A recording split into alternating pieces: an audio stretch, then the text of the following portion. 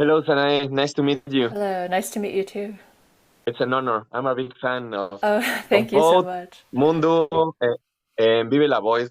I would like to start asking something about the sound of the band. I think that maybe the core of Mundo is psychedelia, and on your discography you have explored some other musical genres and subgenres that go well with psychedelia, like I don't know, crowd rock or post punk and disco and etc. But is there one genre that you haven't explored yet that you have in mind for the next albums or for the next songs? Oh, that's an interesting question.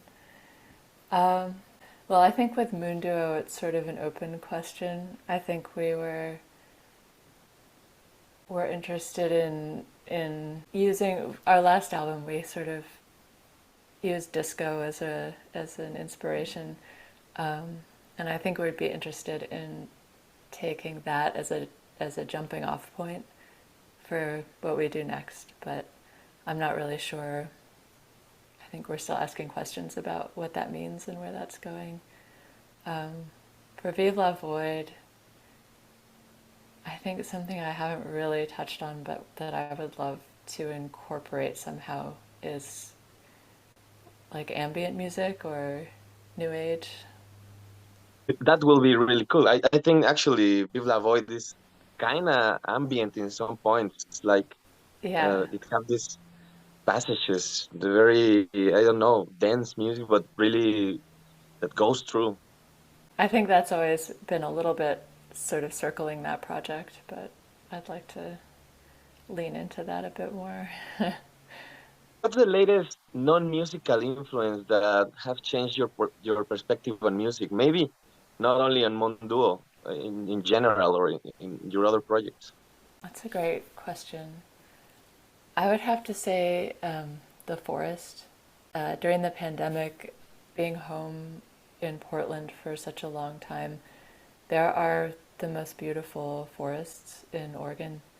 And I don't know, since we were touring so much in earlier years, I never really had the chance to spend that much time in the woods. Just kind of getting to know the feeling of the trees and of all of the plants and the life that happens there, and it's quite incredible. And that's just been a huge inspiration in life in general. I think that actually it feels kind of naturalist. Your music in some way has this connection with like the movement, like the waves and the air. I Yeah, was listening, yeah, I was listening in circles, coming from the work to the house, and I was driving, and the sky was blue, and I felt like this is music to feel, like to experience the world in a really vivid way, to feel like you're part of something else, and I think that's in general the feeling with your music, with Vive la Void and with Monduo. that's great to hear. That is such a definitely what we've drawn from a lot of like inspiration just from the cycles and patterns that make up what life is. Sort of like all of existence moves in these in circles and in repeating patterns that take on different configurations over time. It's an idea that I really love, like a Nietzschean idea of the repeating and the positive way of the cycles. I don't know. Maybe you have something of theory or literature stuff that have some influence on this too. Yeah, I mean, I'm inspired a lot by, in terms of the cycles and the patterns, by a lot of stuff I've read on astrology and like esoteric writings from over the years. But in terms of fiction, I feel like the definitely with Viva la Void and to a certain extent with Moonduo, there's this desire to sort of take internal states and make them external through music with like a sort of psychological layer. And for me, a writer who does that really impactfully is Anna Kavan.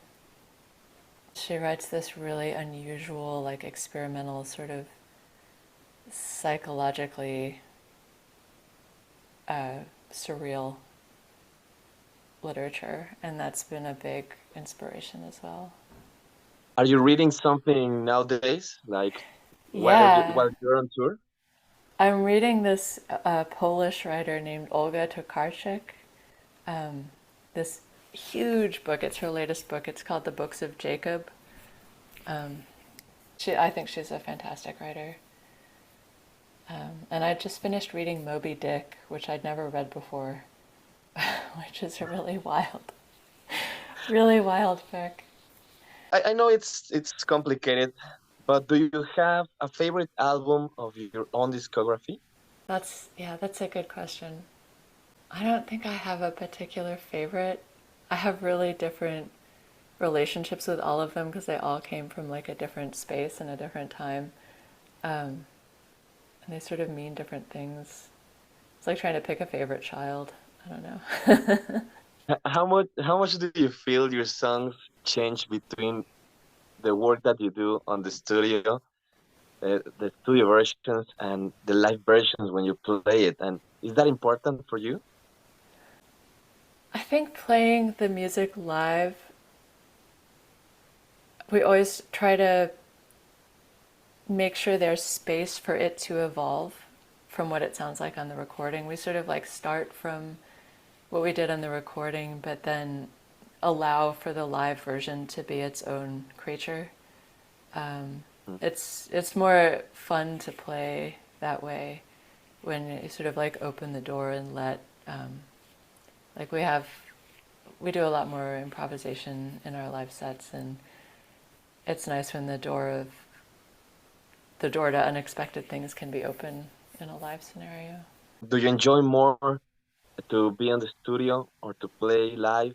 I know that it's different things, but there are some people that enjoy more the creative process than uh, the experience in the scenario. I guess if I had to pick, I would pick the creative process because Okay.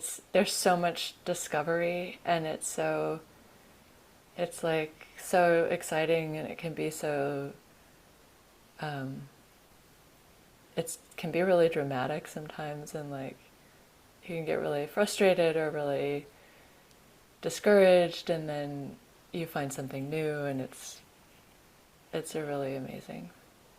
Is there something that you have seen recently or a band that you played with that you say, "Oh, this is fantastic. I have to recommend this to people."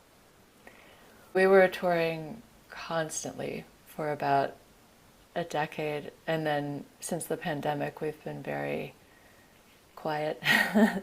um, but actually, the last two nights, Ripley and I each played shows individually, opening for Kikagaku Moyo, Mm.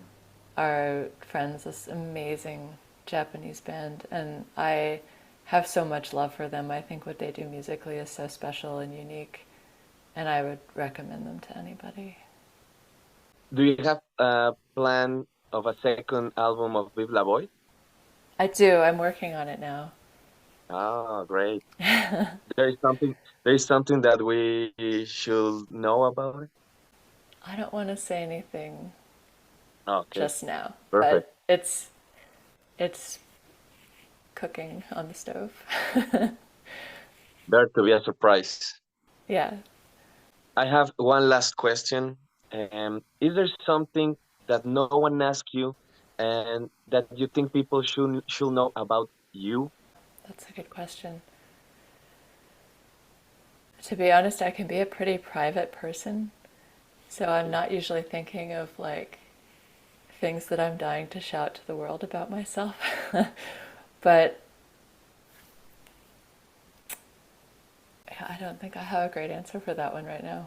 But it is a great question, and thank you for asking it. It was great talking to you, Sanae, and I'm really looking forward for the Mexico show.